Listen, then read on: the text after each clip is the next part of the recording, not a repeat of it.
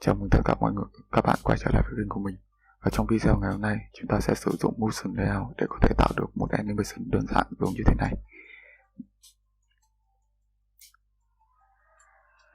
Và không thể để các bạn chờ lâu nữa, chúng ta bắt đầu thôi.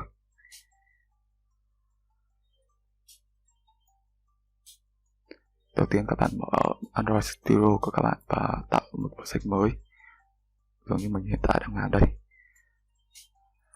Và để sử dụng được MotionLayout, chúng ta cần implement thư viện Contract Layout 2.0. Mình sẽ để link ở bên dưới phần mô tả. Copy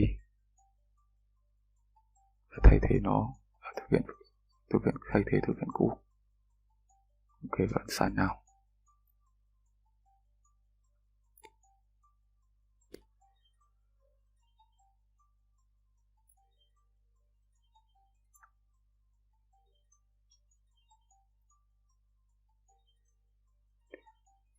Và các bạn mở folder rest và tạo cho mình một directory mới, mở tên là XML.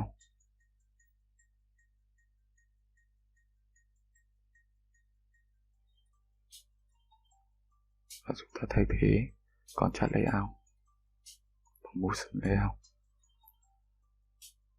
Và chúng xóa text view. Và trong video này mình sẽ sử dụng image view để có thể preview cho các bạn chiều rộng và chiều cao. Và màu của image view chính là color accent. Và đặt ID cho nó image. Ok.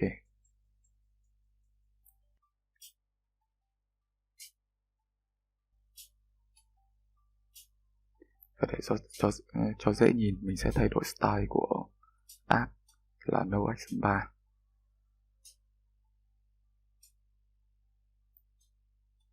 No action bar.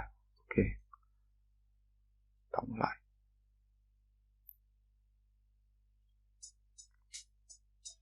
Rồi, và trong folder email mà chúng ta đã tạo thì tạo một file email mới và đặt tên cho nó là scenes.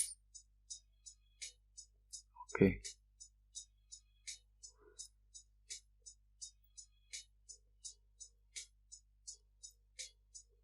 Chúng ta sẽ thay cái phần này thành motion scenes.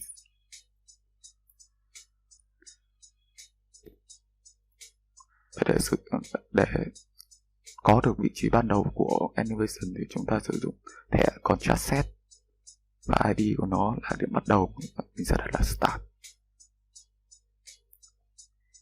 Và sử dụng thẻ contrast để có thể đặt vị trí xác định vị trí cho image view. Và ID ở đây chính là ID của image view của chúng ta ở bên activity. Và phải layout để xác định vị trí bắt đầu kết thúc của nó ở trên contract ở bên MotionLayout của chúng ta. Chiều cao, chiều rộng 64 dB. Ok. Start off parent and end of parent.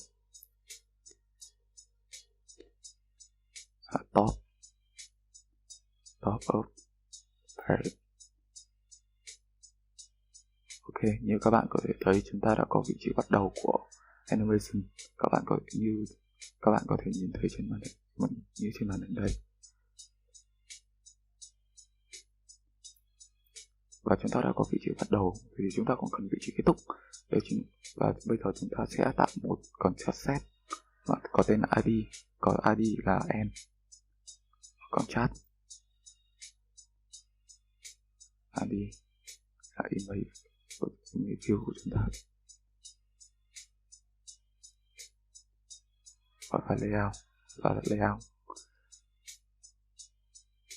xác định chiều cao 64 dB, chiều rộng 64 dB.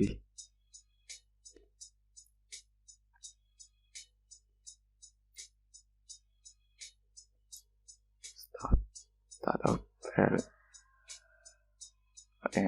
and of parent bottom of parent.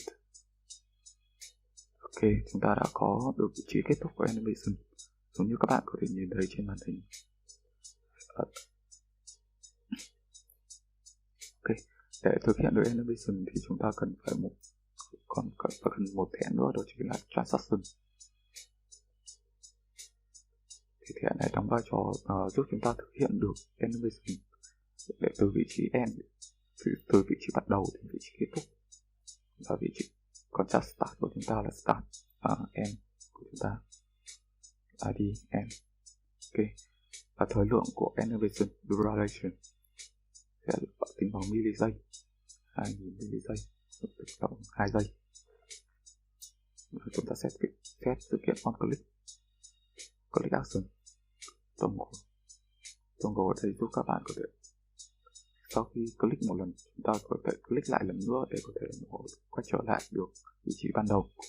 ID ở đây chính là ID của email view của chúng ta. Ok, chúng ta quay trở lại với main activity, set thêm một thuộc tính nữa ở phần MotionLayout, đó chính là layout description, và chọn từ file email của chúng ta vừa được tạo. Motion, ok,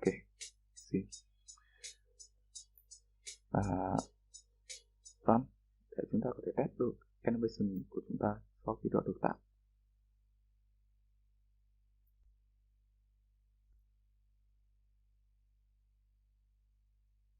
Ok, như các bạn có thể thấy nhìn thấy ở đây, chúng ta đã hoàn thành nó. Qua video này chúng ta đã tạo được một animation đơn giản sử dụng MotionLayout.